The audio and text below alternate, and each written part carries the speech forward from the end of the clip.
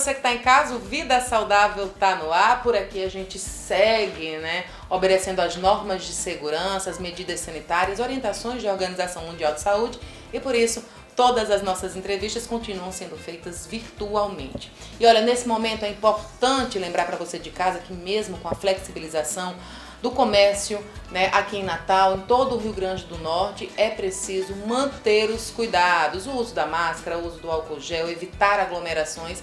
Isso porque a pandemia ela não passou não, viu? Você precisa ficar em casa se puder para evitar a circulação do vírus e garantir a segurança de todos, tá bom? No programa de hoje a gente vai falar sobre vacinas. Você vai entender como é que funciona os processos de desenvolvimento, registro e também distribuição das vacinas. Vai saber também como as secretarias estão se preparando para aplicar os protocolos, as estratégias de imunização em todo o Rio Grande do Norte. E por último, você vai acompanhar um bate-papo com a professora Paula Renata. Ela vai dizer pra gente o que a gente tem que fazer para fortalecer o nosso sistema imunológico. Tudo isso no Vida Saudável, então não sai daí que daqui a pouquinho a gente tá de volta.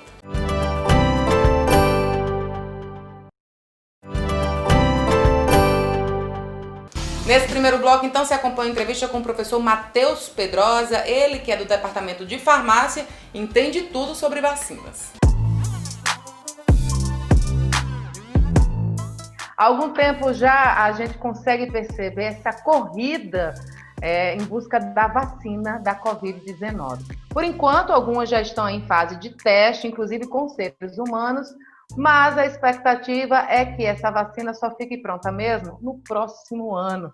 Para falar sobre esse assunto, está aqui comigo novamente o querido professor Matheus Pedrosa, ele que é professor do Departamento de Farmácia, 14 anos já na UFRN, e foi pesquisador do Instituto Butantan. Tudo bom, professor Matheus, com você?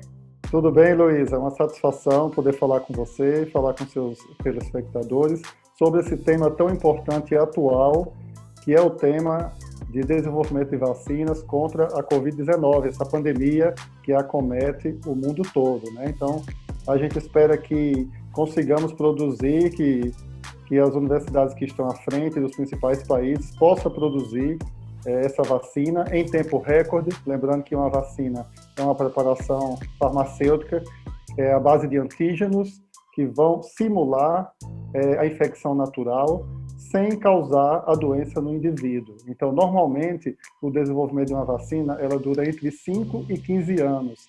E estamos numa corrida aqui, numa frente global de desenvolvimento de vacinas.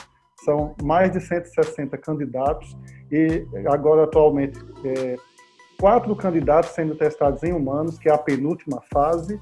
São 4 fases, a fase atual de testes em humano é a terceira, depois teremos a fase de regulamentação nos órgãos de saúde. Então, o que a gente espera é que em 1 ano a 1 ano e meio, que seria 1 ano e meio em meados de 2021, estejamos iniciando o processo de vacinação da população, não só brasileira, como mundial. Enquanto isso, está toda essa expectativa. E muita gente, professor Matheus, não entende por que é tão difícil encontrar a cura. Pensam realmente que é caldo de cana, Botou, saiu, já está ali a cura. Queria que você explicasse para o pessoal por que são tantas fases, por que precisa de tanta apuração, de cuidado, São minúcias aí que podem levar à cura. Mas esse processo, ele é demorado naturalmente. Então, esse processo é demorado naturalmente, visando uma eficiência de um produto farmacêutico, que é a vacina, e a segurança do paciente. Então, os pesquisadores eles têm uma missão dupla aí para atingir, que é uma vacina que proteja e, ao mesmo tempo, seja segura ou que promova o mínimo de reações adversas. Aquelas reações adversas consideradas na medicina como leves. Então, normalmente, a preparação da vacina, do candidato vacinal, ela passa por uma fase pré-laboratorial ou pré-testes em animais, que é aquela fase de desenvolvimento da tecnologia no laboratório.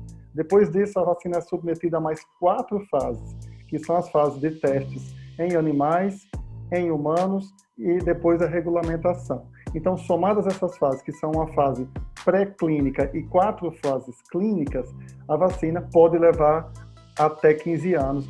A vacina mais rápida que foi lançada no mercado, ela durou em torno de 4 a 5 anos. Então, há uma flexibilização também das agências de saúde dos países que estão à frente, principalmente a Inglaterra, a China, os Estados Unidos, a Alemanha e a Rússia, para que esses prazos sejam flexibilizados, o que pode também ocasionar, a gente espera que não, mas que pode ocasionar reações adversas mais importantes. Então, essa segurança é fundamental. Mas devido a essa corrida mesmo, como a gente vê que tem muitos laboratórios, né, investindo, pesquisando mesmo, esse tempo vai diminuir, porque agora está todo mundo focado nisso. Então, a tendência é diminuir. Hoje nós temos novas tecnologias. Antigamente, no método tradicional, as vacinas eram fornecidas com os micro-organismos inteiros, mortos ou inativados, por isso que a vacina ela é chamada de vacina inativada ou vacina atenuada. A vacina inativada é um micro-organismo que foi morto literalmente. A vacina atenuada, o micro-organismo está enfraquecido. Essas duas metodologias ainda estão em desenvolvimento, mas existem metodologias novas à base de DNA ou RNA, ou de fragmentos dos vírus, que são as metodologias atuais, que são também responsáveis por, provavelmente, obtermos essas vacinas num tempo menor. Agora vamos falar do momento em que essa vacina é encontrada, né? Assim, alguém referenciava, encontrei a vacina do coronavírus. Como é que vai funcionar agora? Porque aí fica o laboratório detentor desse estudo, né, dessa vacina, e como é que chega até a população? Como é que é esse processo? Então, Luiz, em condições naturais, o laboratório detentor dessa primeira vacina, ele teria direito, ou ele ainda tem o direito, de depositar a patente, de proteger o segredo da sua descoberta, da sua invenção. Porém, devido à gravidade da pandemia, devido à quantidade de pacientes acometidos e à quantidade de óbitos, há uma previsão de acordos bilaterais entre os países para que países menos favorecidos sejam beneficiados pelos países produtores e que essa patente ela não venha a ser depositada, ou se for depositada, com a possibilidade de quebra da patente pelos acordos entre os países. E é o que a gente espera devido ao apelo, devido à gravidade dessa pandemia. Eu tenho mais uma pergunta, professor Matheus. O Brasil ele tá em parceria com a Universidade de Oxford, se não me falha a memória, e aí as pessoas estão como cobaias mesmo, né? Recebendo alguns medicamentos para fazerem ali aquele teste de controle, né? Aquela amostragem de controle. E eu queria saber como é que funciona para a pessoa que se propõe, né, a ser uma cobaia, né? Receber essa vacina aí atenuada. Então, essa pergunta é excelente, Luiz. É uma dúvida que boa parte da população ela tem. O Brasil tem duas parcerias, através da Fiocruz, uma parceria com a Universidade de Oxford, da Inglaterra, onde já estão na fase 3, em testes em humanos, com a previsão de 3.000 pacientes no Brasil imunizados, e uma segunda parceria brasileira, através do Instituto Butantan de São Paulo, com a empresa Sinovac da China, de Pequim. Então, as duas vacinas já estão em pleno desenvolvimento e de aplicação em seres humanos no país, onde desses 3.000 candidatos, por exemplo, com a vacina de Oxford, 1.500 candidatos vão tomar a vacina efetiva e os outros 1.500 vão tomar o que se chama de placebo, vão receber uma injeção com a solução que não tem a vacina. E aí serão avaliados os comportamentos. Entendi. Tem uma última pergunta? Pergunta não, na verdade eu quero que você faça um apelo para a minha população, que a gente tem visto a taxa aí de isolamento social cair bastante. Hoje a gente é uma das piores do país, estamos em 37%, e muita gente achando que essa vacina já está no mercado, né? Porque a impressão que a gente tem é essa, o pessoal sem usar máscara, sem respeitar o distanciamento social. É bem isso, professor, que você lembre que a melhor vacina mesmo continua sendo o distanciamento e que mesmo que ela seja desenvolvida, até chegar, né, à população geral, ainda vai levar muito tempo e que é melhor que a gente se previna das formas que a gente tem acesso. Perfeito, Luiz. É importante a população ela ter em mente que uma boa taxa de isolamento seria entre 50% e 70%. A gente não está atingindo sequer 40%, 45%, então estamos um pouco distantes de uma taxa de isolamento que é considerada efetiva. Lembrando que a vacina ela demora a ser desenvolvida e quando for desenvolvida, ela vai demorar um certo tempo a chegar até a população. E com certeza a gente vai ter fases de liberação que deverão iniciar com pacientes de risco, com profissionais de saúde, que depois de um certo tempo, um novo lote vai ser fornecido a uma segunda fase de administração dessa vacina. Então, nós temos um desafio da produção e de comprovação de eficiência e de segurança, e depois, mais adiante, a gente vai ter o desafio de atender a toda a população. Isso vai levar um certo tempo. Então, as medidas de isolamento, os hábitos de usar máscara, de álcool em gel, de todo esse cuidado com a higiene pessoal para não transmitir, vão ser ainda parte da nossa rotina por um bom tempo.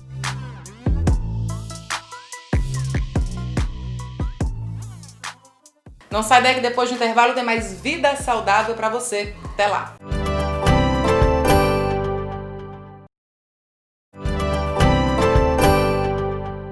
Nesse segundo bloco, então, você vai acompanhar uma entrevista com Juliana Araújo, ela que é da Secretaria Municipal de Saúde, vai falar pra gente como vai funcionar as estratégias de imunização em Natal, que deve se repetir também nos outros municípios potiguares. A expectativa pela vacina do coronavírus é grande. E aqui em Natal, como em todo o Rio Grande do Norte, é preciso, preparar as unidades básicas de saúde para que a população receba tranquilamente essa tão esperada vacina. Para falar sobre esse assunto e muito mais, eu convidei aqui Juliana Araújo, ela que é diretora de Vigilância Sanitária em Natal e também passou 5 anos na Vigilância Sanitária do Rio Grande do Norte. Então tem muito pano para manga aqui para a gente conversar. Tudo bom, Juliana, com você? Tudo bem, Luísa. Gostaria de agradecer o convite e estamos à disposição para tirar as dúvidas e traçar um panorama ou mostrar um panorama para o nosso município, com a expectativa desse imunobiológico tão esperado pela população. Vamos começar falando dessas campanhas, que a gente sabe que o enfrentamento à Covid é o principal foco hoje de qualquer Secretaria de Saúde do Brasil. Mas a gente tem visto aí campanhas de vacinação de sarampo, rábica, recentemente teve também a campanha de vacinação da gripe. É preciso organizar bem essas unidades de saúde, nos municípios, para que funcione, não só a chegada da vacina da Covid, mas existem outras doenças que precisam ser cuidadas, para que a gente não esteja aí com o sistema imunológico afetado. Exatamente, Luiz. A gente tem uma grande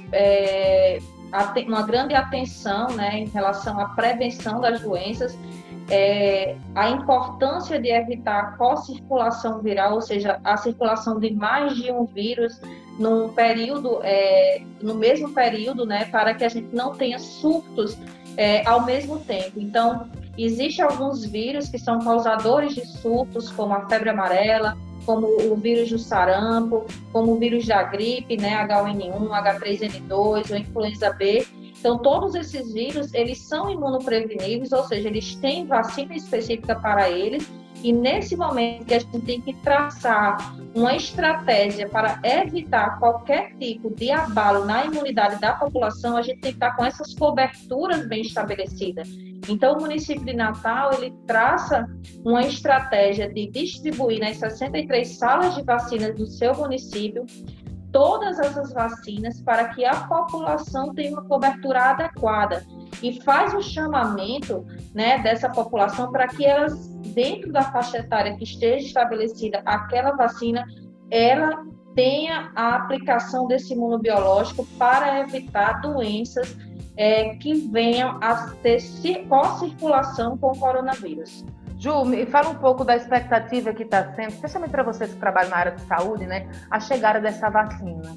Bem, a chegada da vacina, a gente sabe que existem vários testes, depois dos testes tem a etapa da produção, tem que ver como é que é a matéria-prima da vacina, de quanto é que vai ser estabelecido de produção para o país, e a partir daí o país vai estabelecer quanto cada estado irá receber.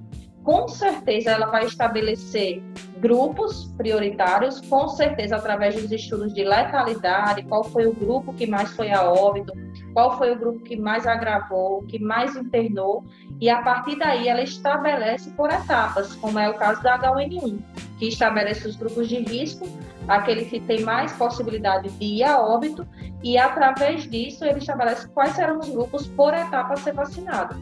Então, provavelmente, a do corona será assim. A população tem que estar muito esclarecida de ser solidária nesse momento, né, de não haver nenhum tipo de burlar as normativas do Ministério da Saúde, para a gente evitar a letalidade da doença. Sabemos que o corona, 80% dos casos, eles são ou assintomáticos ou pouco sintomáticos. Então, essa população jovem, sem comorbidade, que tem menos probabilidade de agravamento, tem que ser solidário, tem que pensar no seu pai, na sua mãe, no seu avô, e deixar com que o Ministério da Saúde realmente estabeleça os grupos e que a gente dê prioridade a eles. Nessa expectativa que você falou, já há mais ou menos uma estratégia pré-estabelecida. Ela vai funcionar, então, de acordo com as outras campanhas, não é isso? Exatamente. Provavelmente ela entrará pela rede pública, né?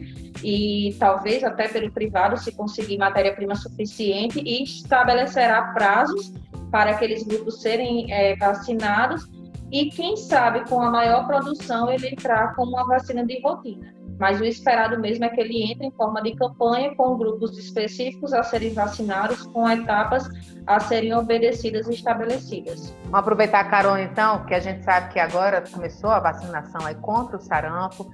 Queria que você também falasse sobre a importância, né, que se tem de vacinar a população nessa faixa etária, né, que é de 20 a 49 anos, né, da campanha de vacinação do sarampo. Exatamente, é um vírus também transmitido através de vias aéreas, né, por gotículas, por aerossol, de fácil transmissão, de fácil disseminação.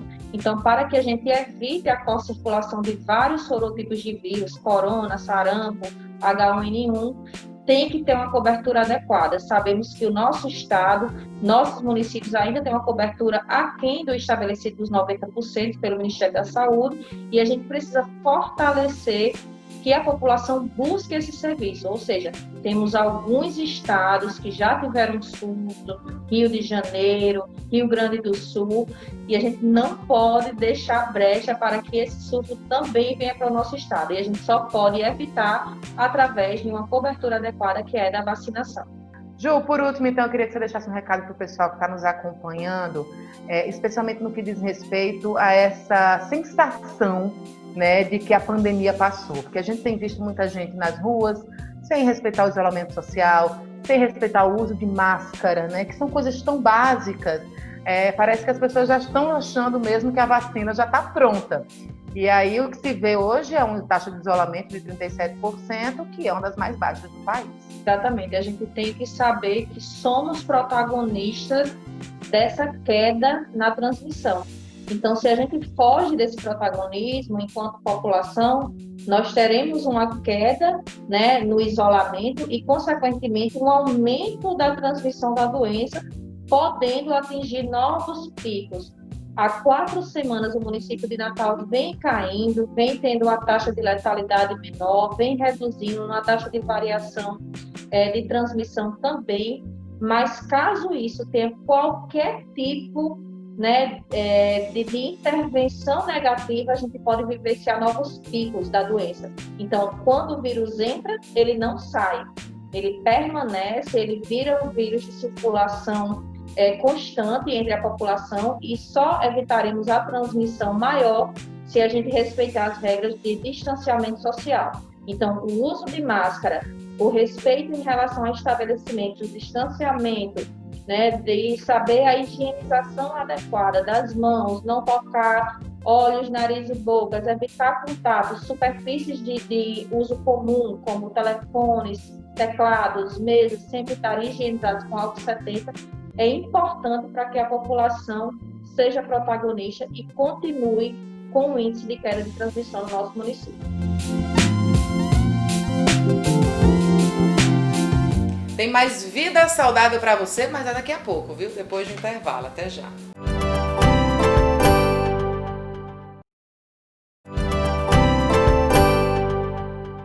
Bom, gente, então nesse último bloco você vai acompanhar um bate-papo com Paula Renata. Ela é professora do Departamento de Análises Clínicas e Toxicológicas da UFRN, é também virologista e vai falar pra gente o que a gente tem que fazer para melhorar o nosso sistema imunológico e se livrar aí da Covid-19.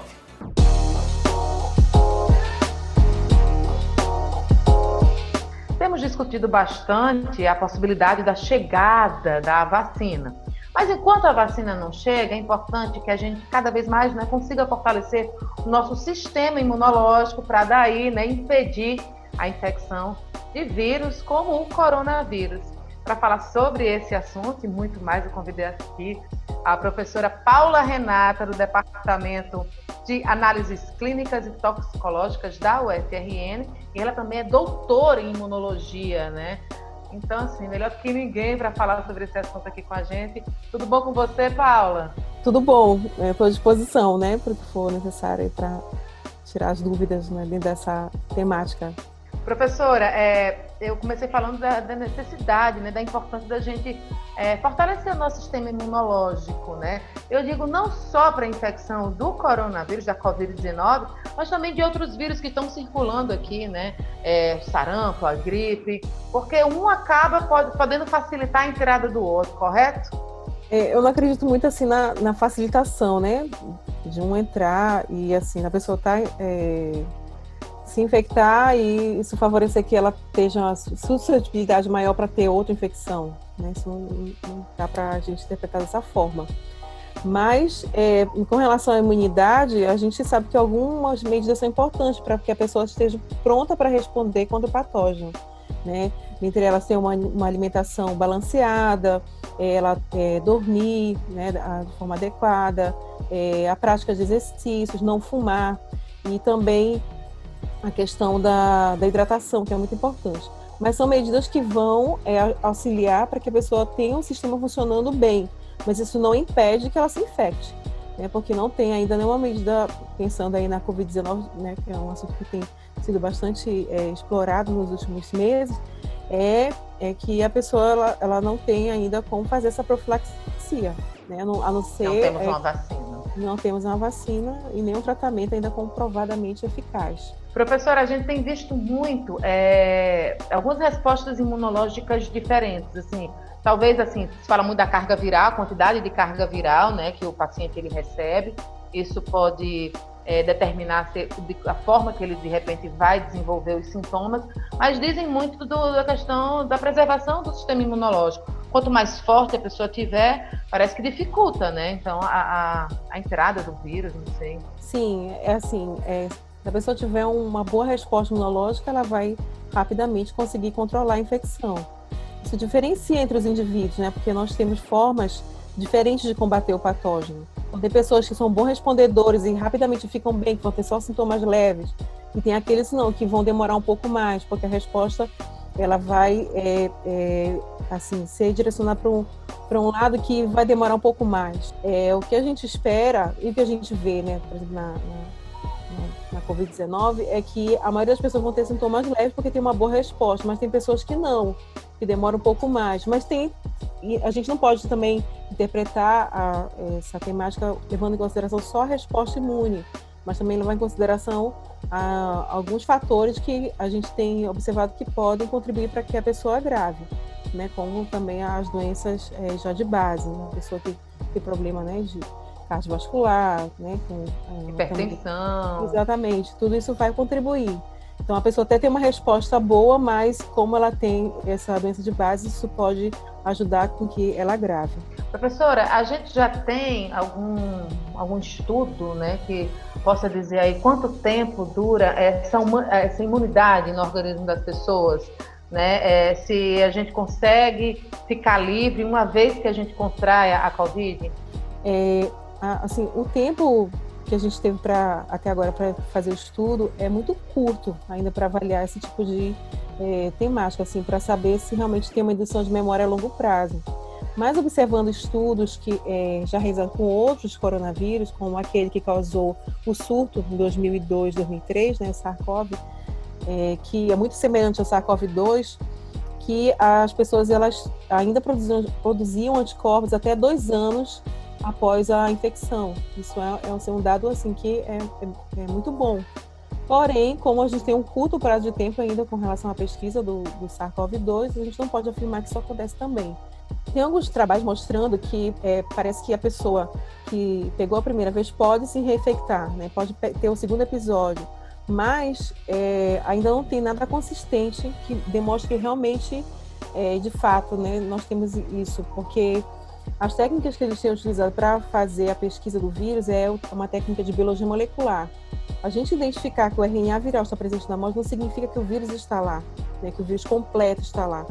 E então, usando técnicas clássicas de virologia, que é que a gente chama de isolamento viral, é que a gente pode confirmar que esse vírus está multiplicando. E a gente precisa de trabalhos que façam isso. E ainda não tem um trabalho publicado, consistente, que mostre realmente esse processo de reinfecção. A gente tem visto muito essa segunda onda de Covid, né? Eles falam muito de segunda onda de contaminação.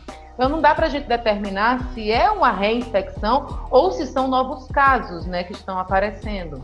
Provavelmente novos casos, né? Porque quando tiver a reabertura, né, como já está ocorrendo a reabertura aqui no Rio Grande do Norte, as pessoas que estavam assim, se resguardando, né, não estavam sendo expostas, podem começar a ter a exposição e ter ali novos casos. Eu acho que os casos de reinfecção, se isso ocorrer, vai ser numa frequência muito baixa. Existe alguma forma da gente conseguir identificar se aquele organismo pegou Covid pela primeira vez ou pela segunda? Sim, dá para identificar. Teria que coletar a amostra nos dois momentos. Então, eu teria que coletar o sangue, o suave, né, nasal, e fazer a coleta de sangue, fazer a sorologia e fazer a pesquisa do vírus. Mas essa pesquisa do vírus, no caso, para provar a reinfecção, eu teria que fazer, além da biologia molecular, a detecção do vírus por técnica clássica em virologia, que é o isolamento do vírus em cultura. A gente pega o vírus, coloca numa cultura de células e espera ele multiplicar na cultura de células, né? E aí, depois, passado um tempo, né, eu vou e pego novamente essa segunda amostra, quando a pessoa teve sintomas novamente, e faço a mesma coisa. E aí, se eu tiver o vírus multiplicando nos dois momentos, eu confirmo a reinfecção. Professora, por último, então, eu queria que você falasse sobre a expectativa pela vacina. Você é imunologista, você é virologista, né? Por mais que não tenha exatamente, esteja na área de vacina, você sabe como é que funciona todos esses procedimentos. Eu queria saber aí no seu coração, como é que anda a sua expectativa? Olha, eu tenho uma expectativa muito boa com relação ao desenvolvimento de uma vacina que seja eficaz. Eu acredito muito na proposta aí que a curto prazo que saia inicialmente essa vacina inativada, que ela é mais fácil de, como posso dizer você, de ter uma produção em grande escala. E já tenho uma experiência com esse tipo de vacina. Assim, eu pessoalmente, né, eu tenho assim uma sensação que com os trabalhos assim que realmente para o próximo ano a gente vai ter alguma coisa. O Vida Saudável de hoje vai ficando por aqui. Mais uma vez, obrigada pela sua companhia. Se puder, fique em casa, tá bom? Até o próximo programa.